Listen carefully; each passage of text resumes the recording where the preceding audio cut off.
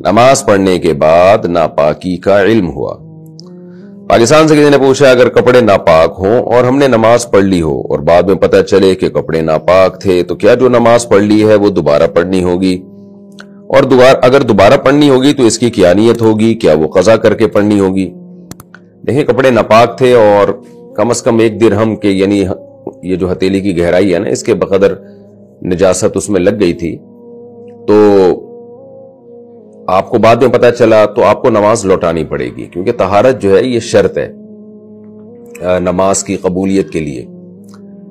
اب نماز جب آپ کو دوبارہ لوٹانی پڑے گی تو اس میں نیت کیا ہوگی؟ کوئی نیت نہیں ہے، یہی نیت ہے بس کہ یا اللہ جو میں نے نماز وہ پڑھی تھی نا ناپاکی میں، وہ نماز میں دوبارہ پڑھ رہا ہوں یا پڑھ رہی ہوں، تو یہی نیت ہے۔ دل میں ہوتا ہے کہ میں وہ والی نماز، اس کا استحضار کر لیں، نیت کو حاضر کر لیں کہ وہ والی نماز جو میں نے ناپاک کپڑوں میں پڑھی تھی، فرض تھی یا واجب تھی، یعنی وتر تھے یا فرض نماز ہوگی یا کوئی سنت ہوگی، تو بس وہ دل میں تصور کر لیں کہ وہ والی نماز میں دوبارہ ریپیٹ کر رہا ہوں۔ باقی یہ جو آپ نے پوچھا ہے کہ قضا کرنی ہوگی یا کیا کرنا ہوگا، تو دیکھیں وقت کے اندر اندر آپ کو پتہ چل گیا تو قضا کرنے کی اجازت بالکل بھی نہیں ہے، فوراً آپ کو پڑھنی پڑے گی تاکہ نماز قضا نہ ہو۔